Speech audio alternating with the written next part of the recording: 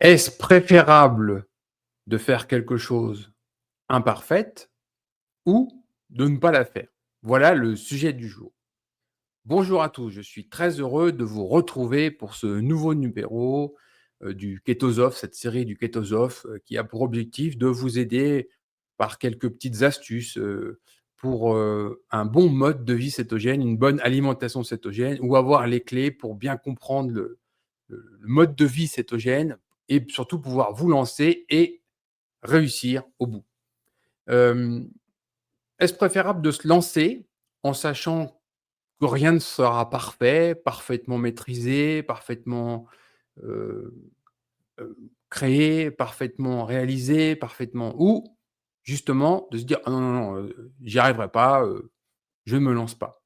C'est vraiment, le sujet du jour avec d'un côté un monde théorique, parfait, qu'on voudrait tous atteindre et puis, la réalité qui est, bien souvent imparfaite.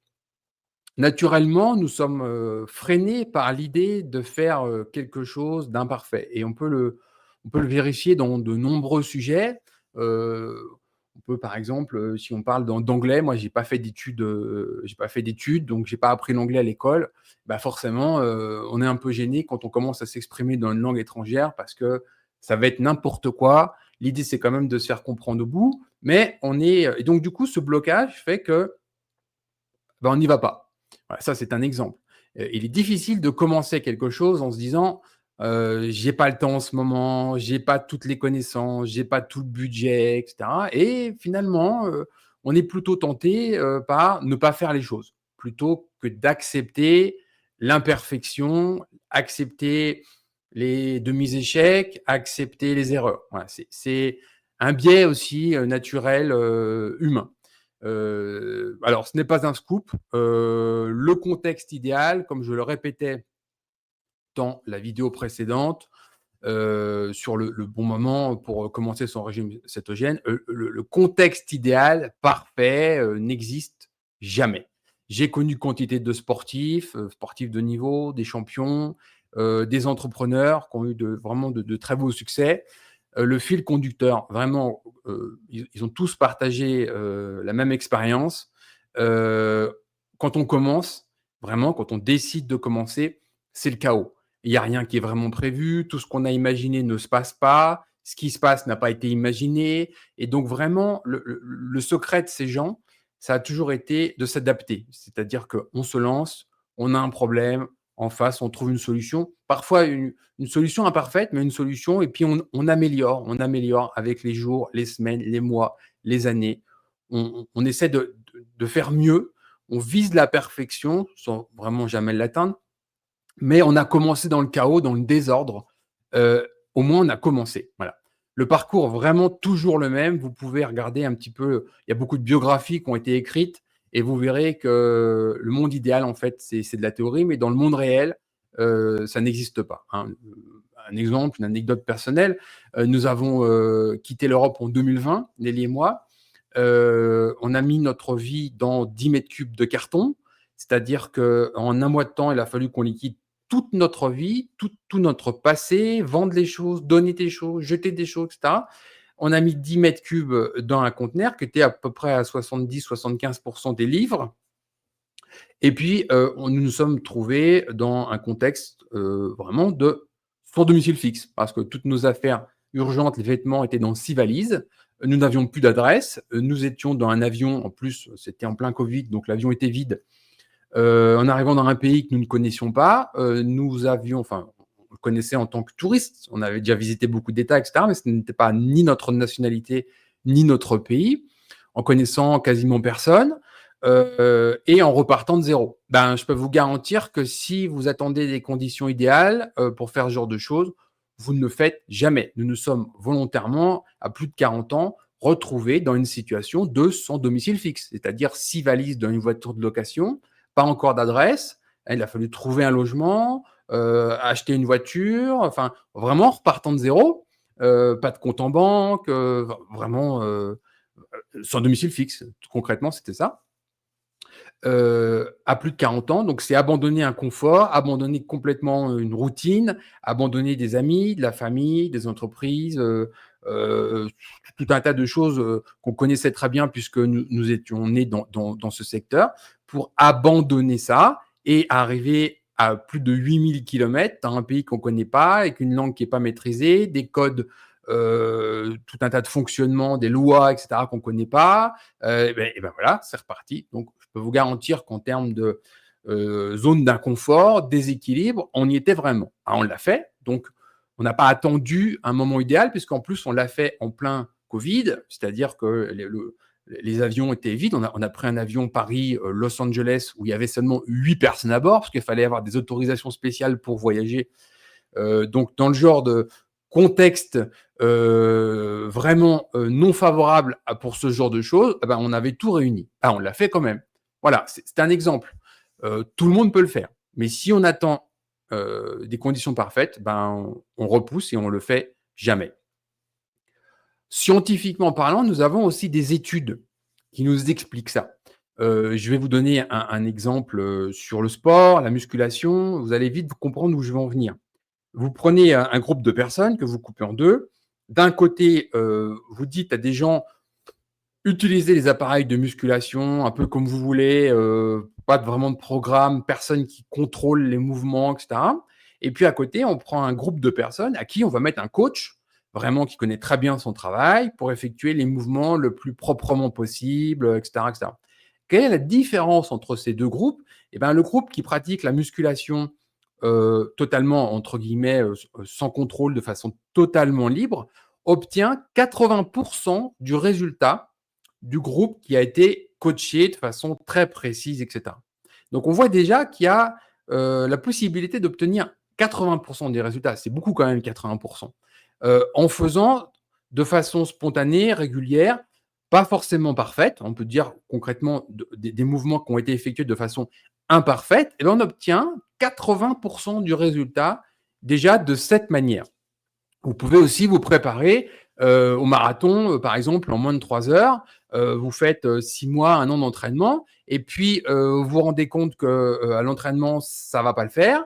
Est-ce que vous vous inscrivez quand même à cette course ou pas? Ou en vous disant: «Bah, je trouverai bien une solution, je ferai ce que je peux» et cetera. Ça sera pas parfait, mais vous l'aurez fait ce marathon.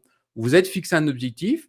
Bon, vous n'avez pas le niveau, très bien. Est-ce que vous faites la course ou pas? Voilà, c'est à vous de décider. Est-ce que vous pouvez quand même vous dire: «Ah bah tiens, je vais faire cette première course, puis on verra comment ça va se passer».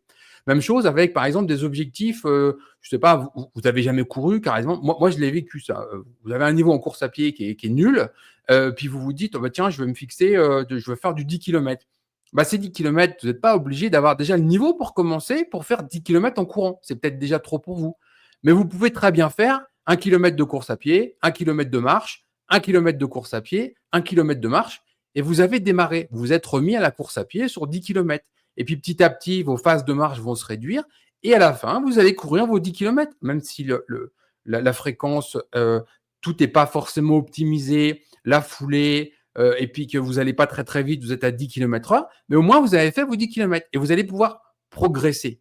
Rien n'est parfait au début, mais vous avez commencé quelque chose que vous allez pouvoir améliorer. Et ça, c'est vraiment ce principe de Pareto, de 80-20. Alors, on le revoit en économie, on le revoit dans quasiment plein de sujets.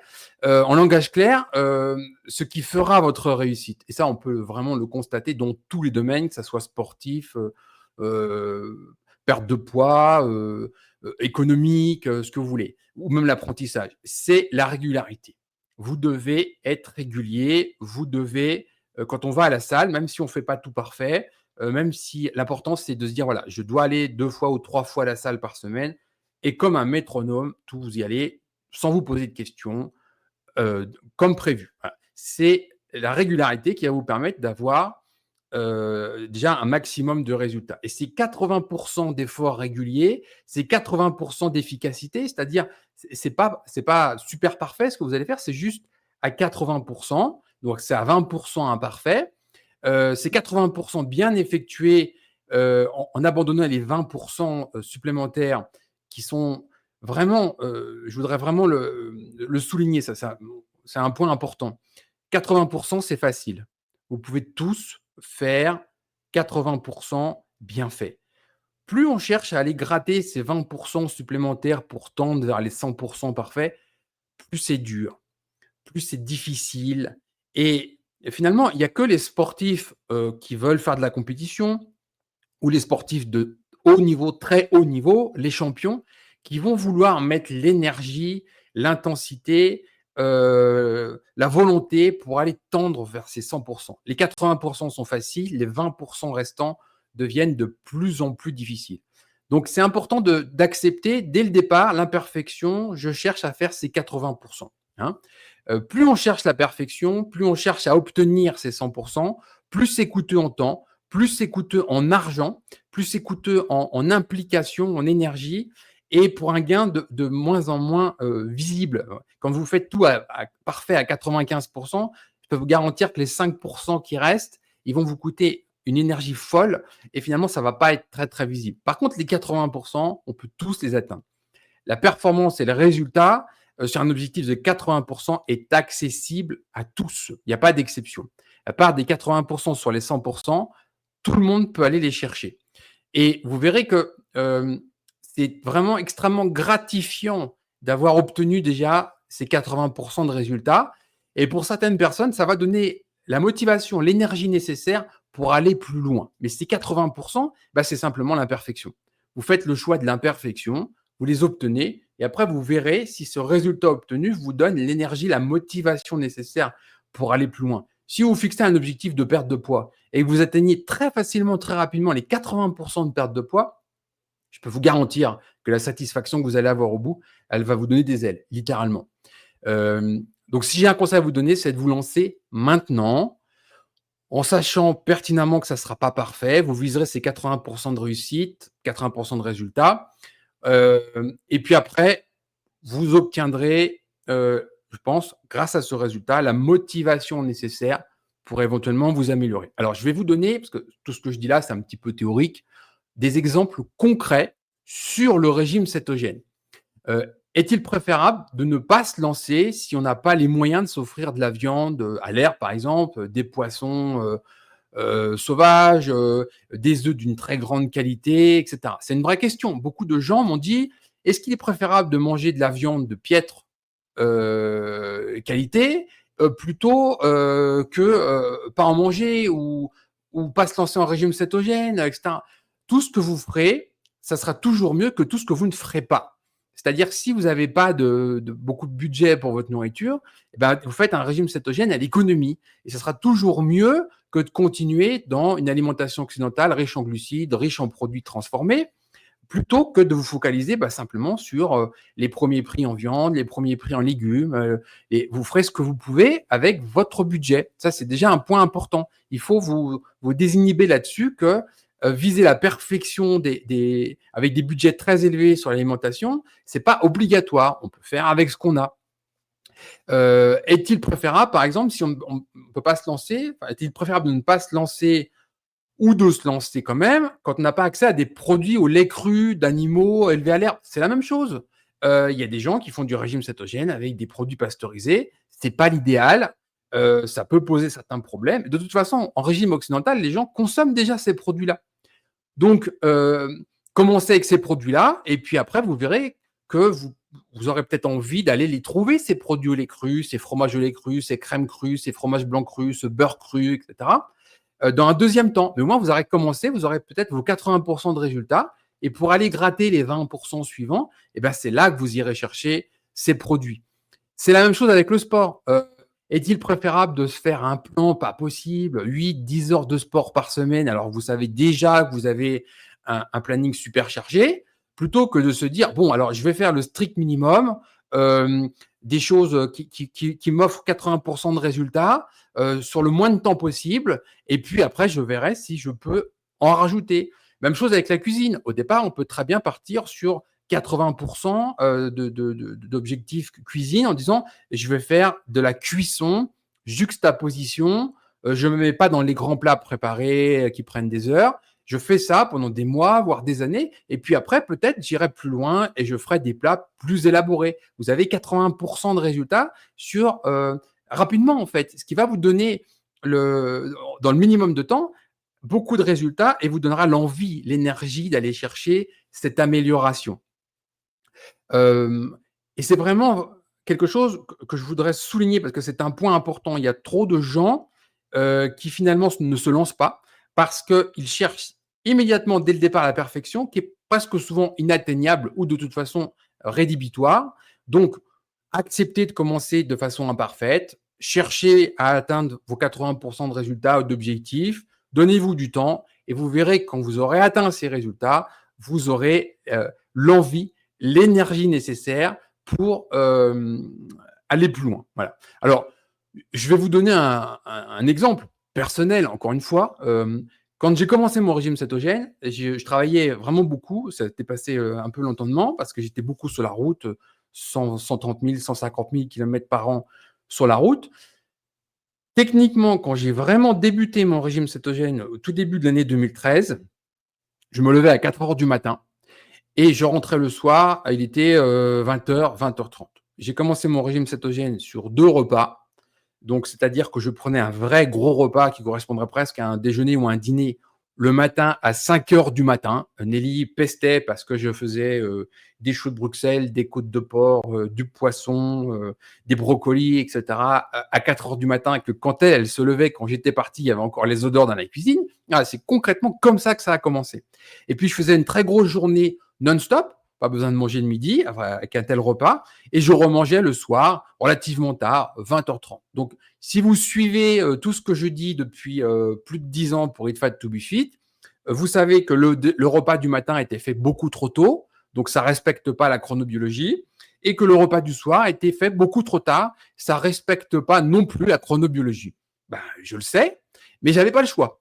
Donc, à un moment donné, j'ai accepté de faire ça et j'ai largement obtenu mes 80 de résultats puisque de cette manière-là, en quelques mois, j'ai perdu 30 kilos en ne respectant pas la chronobiologie et en le sachant puisque je n'avais pas d'autre alternative que de faire ça à cette époque-là. Donc, je voudrais vraiment vous désinhiber, hein, c'est le mot, sur la perfection. Le monde parfait n'existe pas.